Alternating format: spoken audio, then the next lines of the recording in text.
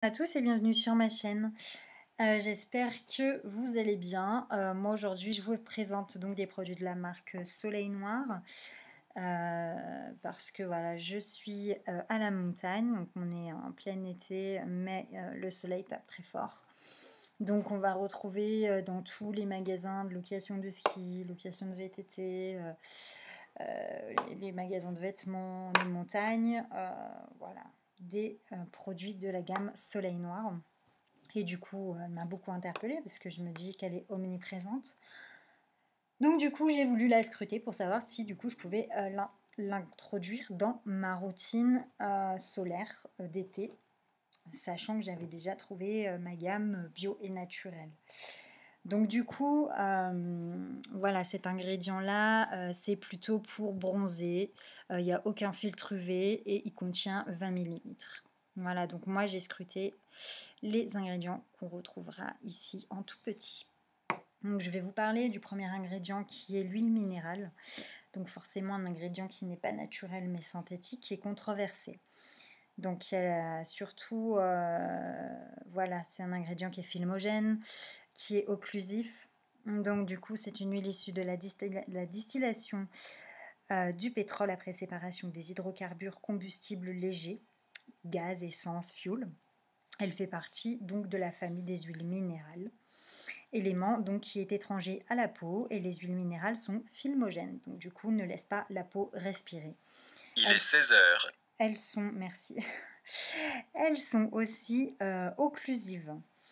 Et d'après donc certaines études scientifiques, elles induiraient, aggraveraient ou prolongeraient l'acné, donc pour les peaux jeunes qui ont des petits boutons, qui en ont plusieurs ou qui en ont beaucoup, bah voilà, ça aggraverait aussi l'apparition d'acné.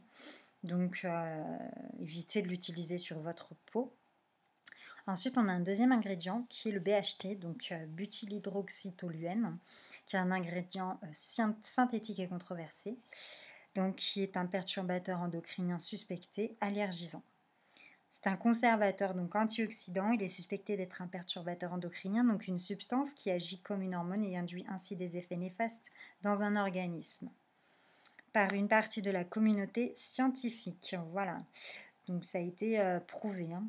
C'est doté aussi d'un potentiel sensibilisant, donc il pourrait être responsable d'allergies. Donc pour les peaux sensibles et réactives, c'est pareil, évitez de l'utiliser.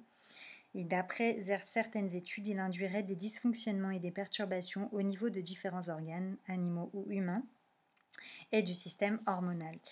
Et donc certaines études scientifiques montreraient le développement de tumeurs, donc chez les souris, sachant que les souris sont le brouillon avant l'homme. Ensuite, on a du disodium EDTA. Donc, c'est un ingrédient aussi synthétique et controversé. C'est un irritant polluant. Donc, c'est un sel de l'EDTA. Donc, ce sont des ingrédients qui captent et retiennent d'autres substances comme le calcium ou le magnésium. Ils permettent de bien faire mousser les soins lavants. Leur capacité à se lier aux métaux lourds et au calcium les rend indésirables pour l'environnement. Et donc, d'après certaines études scientifiques, ils seraient très irritants pour les yeux et pourraient être source d'eczéma. Voilà, encore une fois, pour les peaux sensibles, s'abstenir complètement. Ensuite, on a un ingrédient d'allergène, un allergène végétal, donc qui s'appelle le linalool. C'est un composé aromatique donc présent à l'état naturel dans les huiles essentielles de lavande et lavandin, de pin sylvestre ou de menthe poivrée, ou encore de nombreux extraits végétaux. Donc voilà, pour les femmes enceintes, évitez tout ça, c'est les produits qui contiennent des huiles essentielles. Ensuite, nous avons un dernier ingrédient donc qui est avant-dernier ingrédient, qui est le chlorphénésin, donc qui est un ingrédient synthétique et controversé, un irritant, conservateur antimicrobien, qui inhibe le développement des micro-organismes de synthèse. Et donc, selon certaines études scientifiques, il présenterait un fort potentiel d'irritation cutanée.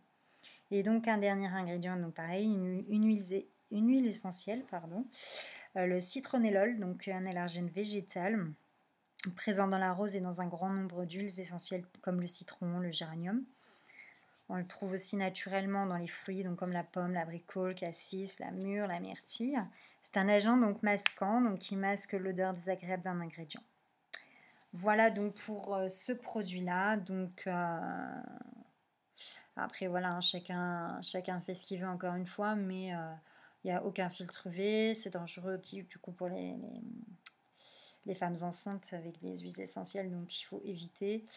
Et puis les peaux sensibles et réactives, s'abstenir, hein. Voilà, du coup, j'espère que ma vidéo vous aura plu. Vous pourrez me retrouver dans d'autres vidéos concernant les produits de cette gamme parce qu'il y a encore d'autres produits.